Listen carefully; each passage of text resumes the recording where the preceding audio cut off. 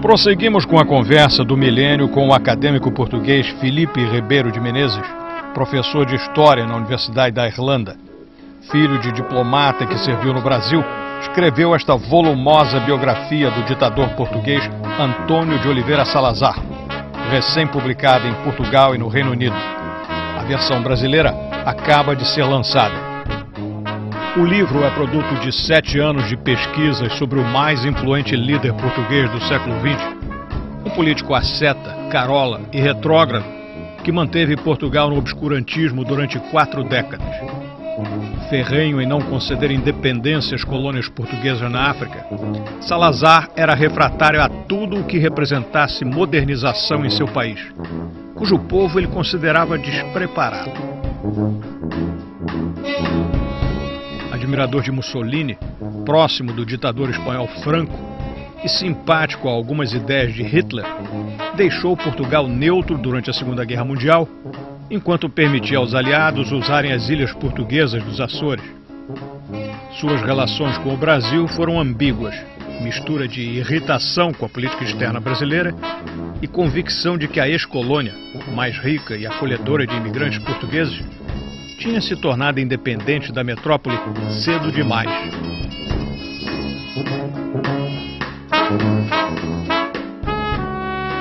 Nos anos 30, Mussolini no comando na Itália, com os fascistas. Hitler chega ao poder na Alemanha, em 33. Franco se envolve na Guerra Civil, que acaba ganhando, assume o controle da Espanha em 39.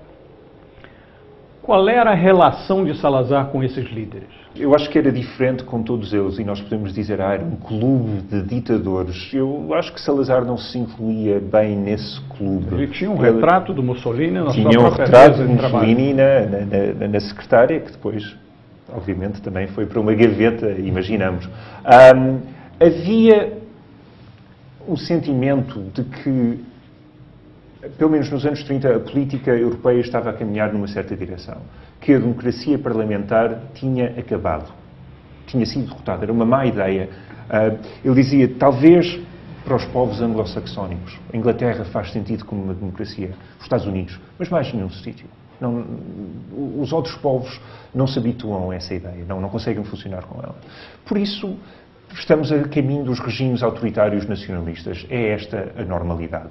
E quem sou eu, mais uma vez, governando Portugal, o país mais pequeno da Europa Ocidental, o país mais fraco, quem sou eu para agora me arvorar em defensor de princípios de liberdade e por aí fora, não é?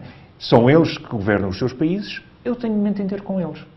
Mantendo sempre a ligação com a Grã-Bretanha, a velha aliança entre Portugal e a Inglaterra, que datava do século XIV, muito importante ainda, até para proteger Portugal do nacionalismo do general Franco, mas ao mesmo tempo são eles que governam os seus países. Hitler é uma figura incontornável na política europeia. Mas ele admirava também as pessoas, ele admirava Mussolini, admirava Hitler, admirava Franco. Hitler teve muito pouco contacto com ele. E, sinceramente, não vejo em nada do que eu li escrito por Salazar sobre Hitler que mostrasse admiração. Obviamente, quando falava, por exemplo, do embaixador alemão, reconhecia o gênio e o talento de Adolf Hitler, claro. Isso era normal, fazia parte da praxe. Mussolini, um pouco mais do que Hitler. Daí o retrato. Daí o retrato. Mas dava, enfim, ter o retrato de Mussolini dava-lhe um toque de modernidade a Salazar também, dá-me ideia. Franco é o único que eu conheço pessoalmente e após alguns anos de contacto regular com Franco, vemos que Salazar não o admira. Nos conselhos que ele dá aos embaixadores que partem para Madrid, por exemplo, Salazar diz-lhes: se você não sabe o que mais dizer ao general Franco, elogio-o. É verdade que ele decretou luto oficial em Portugal quando Hitler morreu? Sim, é verdade. Mas fazia parte das obrigações na altura dos Estados. Eles faziam isso em relação à morte de chefes de Estado de países com quem tinham relações diplomáticas. Não refletia uma admiração pessoal por Hitler? Não, reflete um legalismo de Salazar, parece-me a mim. Não é uma admiração pessoal. Foi muito criticado por isso. Até tenho, mas li telegramas enviados por portugueses no Brasil a queixarem-se a Salazar, a dizer: então o Brasil está em guerra com a Alemanha, morre Hitler e você declara luto, baixa as bandeiras a meia haste. Como é que isso é possível? Mas é possível por causa do espírito de adesão à letra do costume e da lei. Outros países neutros durante a guerra fizeram a mesma coisa. A Irlanda, por exemplo, também decretou luto. Exatamente. Mesmo com a neutralidade, Portugal, em 1943, cede à Inglaterra e aos Estados Unidos o acesso aos Açores, como base militar. Exatamente. Para um país neutro, isso era meio sensível. Que mostra... claro, muito difícil. E a primeira coisa que Salazar faz é informar, uma vez negociado o acordo, que foi uma negociação lenta, e Churchill, por exemplo, já estava farto da negociação e dizia: mas porquê é que nós não pura e simplesmente invadimos os Açores também? Não são eles que nos vão travar, não é? A localização era fundamental no meio do Atlântico. Exatamente. Para a guerra contra os submarinos alemães era absolutamente essencial controlar os Açores. Eu acho que Salazar chega ao ponto de vista em 43 que, francamente, a guerra está perdida para a Alemanha. E por isso agora começa a altura de começar a mostrar alguma boa vontade para com os aliados, e parece-me a mim, mas enfim, eu sei que nem toda a gente concorda com isso em Portugal, parece-me a mim que ele favorecia a causa aliada. Okay? Desde o início? Desde o início.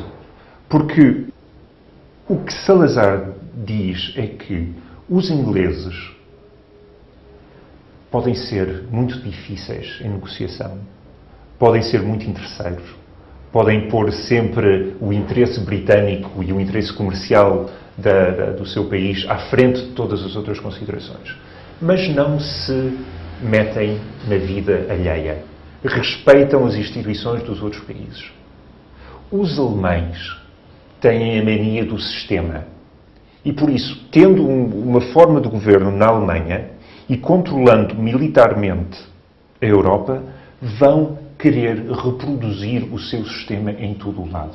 Eles não vão deixar os países pequenos europeus governarem-se como querem. Início dos anos 60, explode na África um movimento por independência das colônias europeias, portuguesas e outras. Luta armada em Angola, em Moçambique, Guiné, Cabo Verde.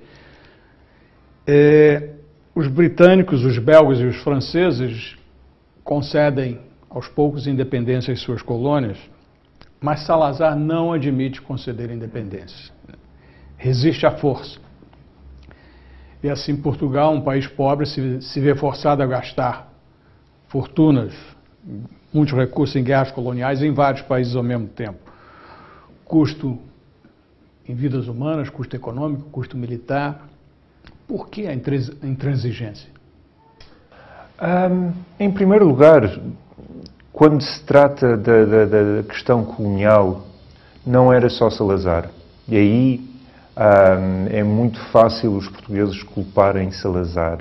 Mas eu acho que a grande maioria, pelo menos em 1961, quando há uma primeira onda de violência anti-portuguesa em Angola, a maior parte da sociedade portuguesa revoltou-se contra essa violência e quis afirmar os direitos portugueses em Angola. Muitas exceções, claro, mas não foi só Salazar. E eu acho que seria impossível politicamente, mesmo que Salazar quisesse, dizer Angola para os angolanos. O exército, o resto do aparelho do Estado Novo não entenderia.